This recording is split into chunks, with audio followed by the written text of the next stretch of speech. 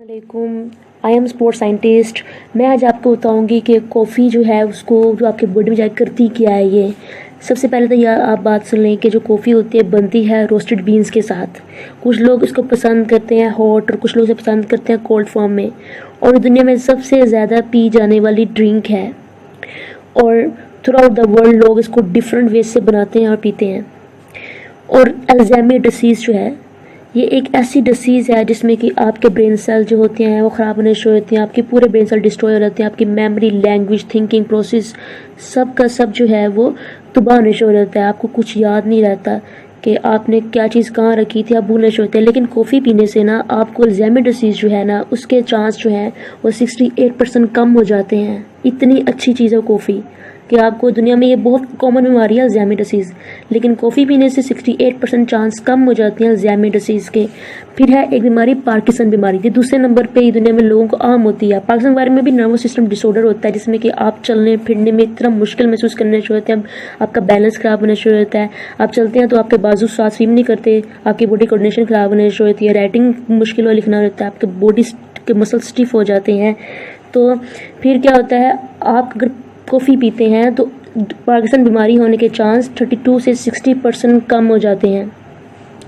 दूसरी बात कर लेते हैं लीवर्स के बारे में। बात कर लेते हैं लीवर की। लीवर वो वाला ऑर्गन है हमारी बॉडी में सबसे ज़्यादा जो बेचारा बहुत काम करता है, सबसे बड़ा ऑर्गन है हमारी बॉडी में। 100 ऑफ काम करता है ये। अगर लेकिन आपको अल्कोहल के जो लोग अल्कोहल पीते हैं उनका लीवर ख़राब और डैमेज हो जाता है, उनको क्रोसिस हो जाता है। अगर कोई इंसान कॉफ़ी पीता है तो उसको क्रोसिस होने के चांस जो हैं वो 40% कम हो जाते हैं। इतनी अच्छी चीज़ है कॉफ़ी, जिसको लोग कहते हैं यार कॉफ़ी ना पियो, लेकिन कॉफ़ी इतनी अच्छी चीज़ है। आगे हम बात कर लेते हैं मेटाबॉलिज्म के बारे में। मेटाबॉलिज्म सिस्टम हमारी बॉडी में जो कि हमारी एनर्जी को तोड़ता है, हमें जो ताकत देता है। तो जो लोग वर्जिश कर रहे होते हैं उनका जो सिस्टम होता है मेटाबॉलिज्म सिस्टम वो 12% फास्ट हो जाता है आम रूटीन के मुताबिक। लेकिन जो इंसान कॉफ़ी पीते हैं उनका मेटाबॉलिज्म सिस्टम जो होता है वो 3 से 11% तेज़ हो जाता है, यानी कि सिर्फ 1% कम एक वर्जिश करने वाले इंसान से। तो इतनी अच्छी चीज़ है कॉफ़ी। और इसके बाद हम बात करेंगे कि इसके साइड इफ़ेक्ट। अच्छी बातें तो कर ली, अब थोड़े से इसके साइड इफ़ेक्ट भी जो कि जैसे कि इंसोम्निया, नींद का ना आना। जिन लोगों को नींद नहीं आती उनको बिल्कुल भी टच नहीं, कॉफ़ी को टच भी करना नहीं चाहिए, क्योंकि कॉफ़ी जो है वो आपकी नींदें वैसे ही उड़ा देती है। हर इंसान में डिफरेंट इसका असर होता है, कुछ लोगों को आ जाती है नींद, लेकिन हर इंसान में इसका डिफरेंट असर होता है। दूसरी बात है एनजाइटी। जिन लोगों को एनजाइटी होती है उन्हें कॉफ़ी जो है नहीं पीनी चाहिए।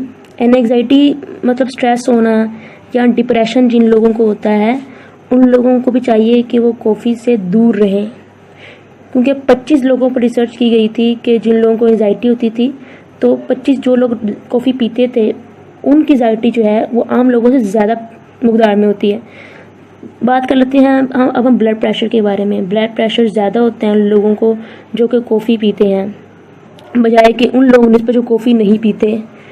कॉफ़ी पीने से आपका जो ब्लड है वो बहुत ज़्यादा फास्ट तरीके से पंप करने शुरू हो जाता है और आपको फिर अच्छा खासा फील होता है कि यार मेरा जो ब्लड प्रेशर है वो इंक्रीज़ होता जा रहा है। जो लोग कॉफ़ी पीते हैं उनको बहुत ज़्यादा यूरिनेशन होने शुरू होते हैं, उनको बार बार वॉशरूम जाना पड़ता है और फिर वो डिस्टर्ब होते हैं, क्योंकि कॉफ़ी हमारी बॉडी से जो पानी है उसको जल्दी से जो है यूरिनेशन शक्ल में उसको निकालने की कोशिश करती है। आमतौर पर खुद निकल रही होती है वैसे। फिर बात कर लेते हैं फटीक। जिन लोग कॉफ़ी पीते हैं उनको फटीक ज़्यादा होती है आम लोगों की निस्बत, और जब तक वो कॉफ़ी जो है अगर वो कॉफ़ी नहीं पी रहे तो उनका जब फटीक होने शुरू हो जाएगी, उनका काम करना मुश्किल हो जाएगा, उनको उठना बैठना बेचारों का मुश्किल हो जाता है। उन्हें लगता है कि यार नहीं हमने काम नहीं करना, जब तक कॉफ़ी नहीं मिलेगी ना काम नहीं करना। सर में दर्द होने शुरू होती है और बेचैनी होने शुरू होती है। जो लोग कॉफ़ी एकदम से छोड़ देते हैं या कम मकदार पीना शुरू कर देते हैं, आपकी जो बॉडी है वो क्या चाहती है, अब कॉफ़ी आप ज़्यादा पिए। जब आपकी बॉडी एक आम मकदार की हैबिचुअल हो जाती है, टॉलरेट कर लेते हैं, अब उसको ज़्यादा कॉफ़ी चाहिए। अब आप अगर वो आम मकदार पिएंगे फिर असर नहीं होगा जब तक ज़्यादा मकदार नहीं पिएंगे। और रैपिड हार्ट बीट, कॉफ़ी पीने से आपकी जो हार्ट बीट है वो इतनी तेज़ होने शुरू होती है, लेकिन टेम्परेरी होता है, लेकिन आपकी हार्ट बीट तेज़ हो जाती है। इसलिए आपको चाहिए कि आप अगर आपका दिल को प्रॉब्लम है कोई, आपकी पहले ही आपको हार्ट बीट की प्रॉब्लम है, तो कोशिश करेंगे कॉफ़ी ना पिएं। जो लोग तंदुरुस्त हैं, सेहतमंद, जो कोई प्रॉब्लम नहीं है, वो लोग कॉफ़ी पीनी चाहिए, लेकिन जिन लोगों को हार्ट बीट का प्रॉब्लम है उन लोगों को कॉफ़ी के पास नहीं आना चाहिए। ऐसी औरतें हैं जो कि प्रेग्नेंट हैं उनको भी कॉफ़ी को टच भी नहीं करना चाहिए, क्योंकि ये उनके लिए नुकसानदेह है। एक प्रेग्नेंट वूमेन की बॉडी में जो कॉफ़ी होती है वो बहुत देर तक रहती है।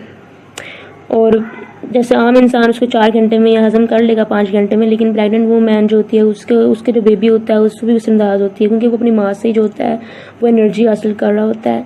इसलिए फिर बेबी जो होता है उसके ऊपर भी उस कॉफ़ी का असर होने जो होता है जो कि वो पी रही होती है। Thank you so much. वालेकुम।